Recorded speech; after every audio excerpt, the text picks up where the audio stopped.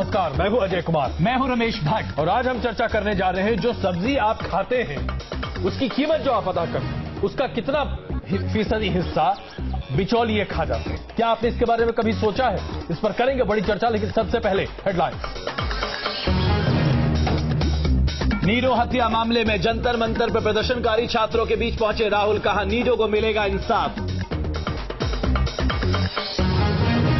दिल्ली में जन लोकपाल बिल को कैबिनेट ने किया पास, सीएम से लेकर वाराणसी के खिलाफ लोकपाल करेगा कार्रवाई। अवैध कॉलोनियों पर दिल्ली सरकार ने शीला पर कसा शिकंजा, राष्ट्रपति को भेजी रिपोर्ट, फर्जी प्रोविजनल सर्टिफिकेट देने का है आरोप।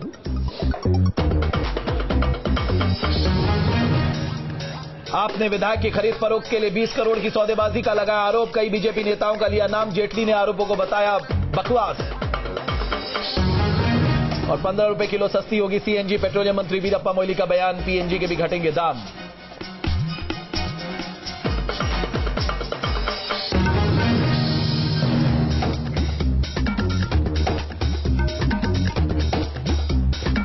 दिल्ली में सब्जियों के दाम एक बार फिर बढ़ने के लिए तैयार बैठे हुए हैं। लगातार आज दिन भर सब्जियों के दामों में हलचल होती रही और आने वाले दिनों में दिल्ली में सब्जी खरीद पाना आसान नहीं होगा।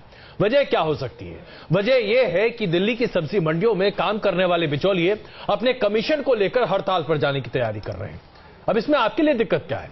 दिक्कत यह है कि किसान सीधे मंडियों में सब्जियां नहीं बेच सकते और आप सीधे मंडियों से जाकर सब्जियां खरीद नहीं सकते, क्योंकि बिना बिचौलियों के सब्जियों का यह खरीद फरोख्त नहीं हो सकता। और यहां पर बिचौलिए एक मोटी रकम वसूलते हैं। यह मोटी रकम आप देते हैं उस सब्जी की कीमत के तौर पर जो आप अपने वेंडर को देते हैं। क्या इन बिचौलियों का होना अपने आप में सही है? कोर्ट के मुताबिक 6% इनका मुआवजा बनता है बिचौलिए के तौर पर, लेकिन क्या ये 6% भी देना चाहिए? इन्हें और चाहिए, और इसी वजह से हड़ताल कर रहे हैं और दिल्ली वालों के नाक में दम कर रहे हैं। सिर्फ दिल्ली वालों के नाक में दम नहीं, कई और ऐसी सब्जियां मंडी हैं जहां पर यही हाल है। क्या हमारे देश में इसी तरीके से बिचौलिए आगे बढ़ते रहेंगे, चाहे वो बड़े बड़े हथियार खरीदने का मामला हो या आपकी सब्जी?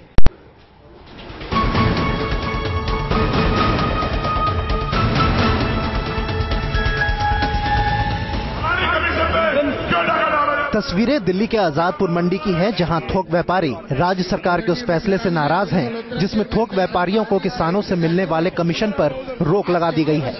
आजादपुर समेत दिल्ली की 3 और बड़ी मंडियां गाजीपुर, ओखला और केशवपुरम में भी थोक व्यापारी कमीशन कम करने को लेकर बेमियादी हड़ताल पर चले गए हैं। दरअसल मंडियों के थोक व्यापारी दिल्ली सरकार के 24 जनवरी के उस फैसले को वापस लेने की मांग कर रहे हैं जिसके तहत व्यापारियों को किसानों से 6% कमीशन लेने पर रोक लगा दी गई है।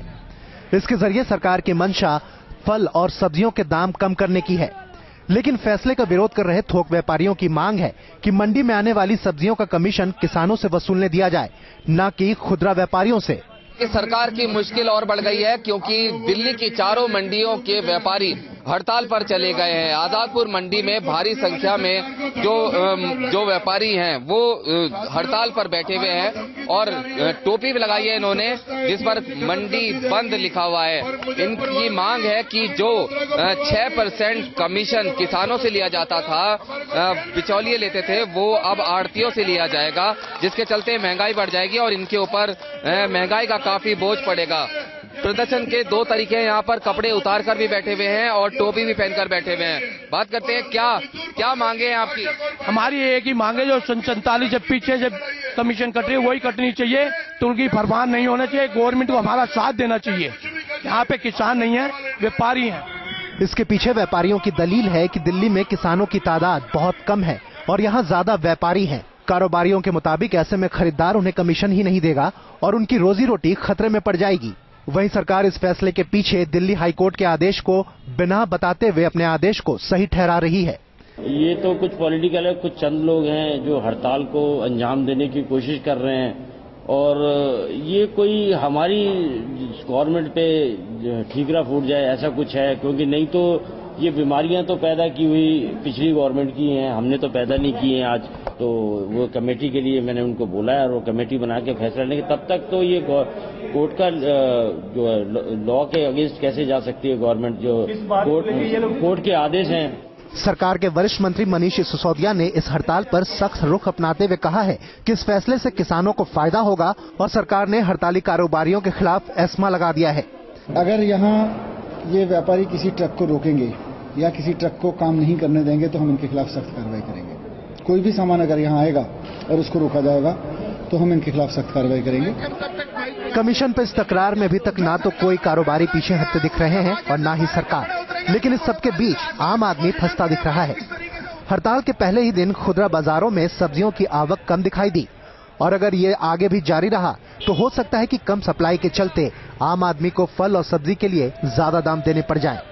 आम आदमी पार्टी सरकार के साथ साथ आम लोगों की भी मुश्किलें बढ़ने वाली हैं, क्योंकि इस हड़ताल के चलते भी सब्जियों के और फलों के दाम एक बार फिर से बढ़ने वाले हैं। वीडियो जर्नलिस्ट अंकित यावत के साथ रुमानुल्लाह खान, न्यूज नेशन, दिल्ली। तो सवाल यह है, इस देश में agriculture produce marketing committee act के तहत ये सारा कुछ चलता है। इसमें संशोधन के लिए लंबे समय से एक मॉडल एक्ट राज्यों के पास था, केवल 16 राज्यों ने इसे लागू किया, बाकियों ने इसे लागू नहीं किया। लेकिन सवाल यह है कि इस देश के किसान को क्यों टैक्स देना पड़ता है? क्या सरकार उसकी लागत का मूल्य तय करती है, खासकर सब्जियों और फलों के मामले में? नहीं, ऐसा नहीं होता। तो सवाल यह है, किसान टैक्स क्यों दे? हड़ताल के पहले ही दिन इसका असर खुदरा बाजार में भी दिखा। खुदरा बाजारों में आज सब्जियां रोजमर्रा के भाव से ज्यादा दाम में बिकी। खुदरा बाजार का में क्या हाल है, ये बता रहे हैं हमारे सहयोगी मोहित राज दुबे। सब्जी और फल के थोक विक्रेताओं के हड़ताल पे जाने की वजह से सब्जियां महंगी बिकने लगी हैं। सब्जी मंडी में जो सब्जी 20 रुपए किलो बिकती थी, जो आलू 20 रुपए किलो बिकता था, उसमें 2-2 रुपए 3-3 रुपए करके इजाफा हो गया है। यानी जो थोक विक्रेता हैं उनकी हड़ताल पे जाने की वजह से सब्जियों के दाम बढ़ गए हैं, जिसकी वजह से लोगों को मुसीबतों का सामना करना पड़ रहा है। सबसे बड़ी बात है कि महंगाई की वजह से पहले ही लोग परेशान थे और थोक व्यापारियों के हड़ताल पे जाने की वजह से लोग और परेशान हो रहे हैं, महंगाई और बढ़ गई है। आपसे बात करेंगे, ये बताइए कि सब्जियों के दाम बढ़ गए हैं, क्यों बढ़ गए हैं? ये माल कम मिलने से दाम बढ़े हुए, टैक्स भी लग रहा है। अच्छा, जो थोक व्यापारी हैं उनके हड़ताल में जाने की वजह से कितना असर पड़ा है खुदरा व्यापार पे?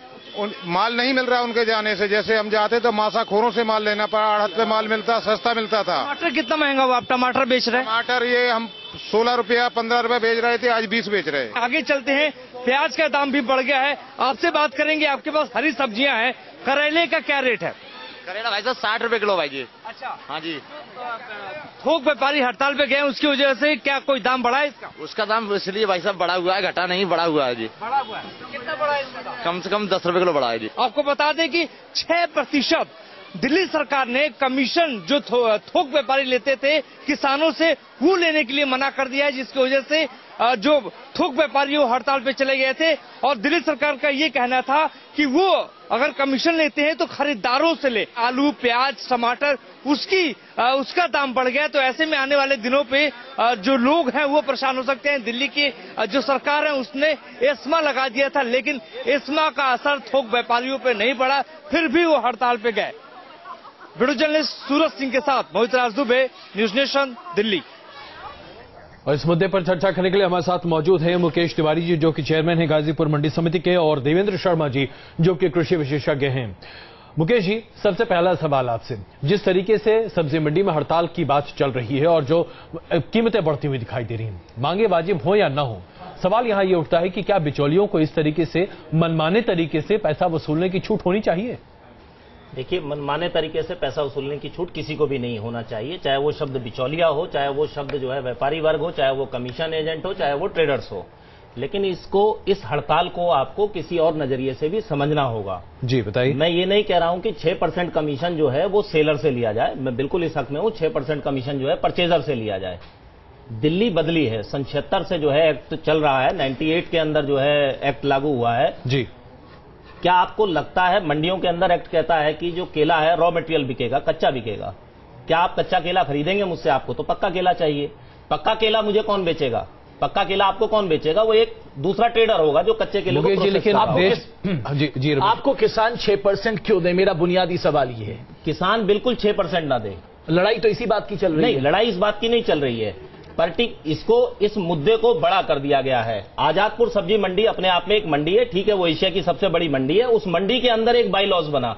क्या गाजीपुर फल सब्जी मंडी के अंदर बाई लॉज यही कहता है? क्या केशवपुर फल सब्जी मंडी के अंदर बाई लॉज यही कहता है? क्या फ्लावर मार्केट के अंदर बाई लॉज यही कहता है? डील तो एपीएमसी कमेटी एक्ट से डील होते हैं ना, उसमें नई बात क्या है? जो बाई लॉज है वो एपीएमसी एक्ट के तहत वो बाई लॉज है। एक्ट भाई जी स्पष्ट तरीके से कह रहा है कि ये परचेजर से लिया जाएगा। जब ये बाई लॉज बना था, मैं माफ कीजिएगा, मैं यहां पर आना चाहूंगा। 2003 में एपीएमसी जो मॉडल भेजा गया था उसमें साफ तौर पे कहा गया था कि 6% कमीशन जो है वो किसान के बजाय खरीदार से वसूला जाएगा। ये मेरे पास रिपोर्ट है। तो आप ये नहीं कह सकते साहब कि एपीएमसी में अमेंडमेंट किया गया था इसी बात को लेकर। मैं आपको स्पष्ट कर दूं, Delhi agriculture marketing act, bare act जो लागू होता है उसमें 62 आप पढ़िए, 62 के अकॉर्डिंग जो है परचेजर से ही ये कमीशन ली जाएगी। हाँ, सेक्शन 118 ये कहता है। मुकेश जी, मैं इसे क्लियर कर दूं सर, गलतफहमी खत्म करनी। नहीं, गलतफहमी की बात है मुकेश जी। यहां पर मुद्दा बुनियादी तौर पर यह है कि अगर कोर्ट का डायरेक्शन है, चलिए सबसे पहले तो उस 6% के बारे में हम बाद में बात करेंगे, लेकिन कोर्ट का डायरेक्शन है कि आप इसे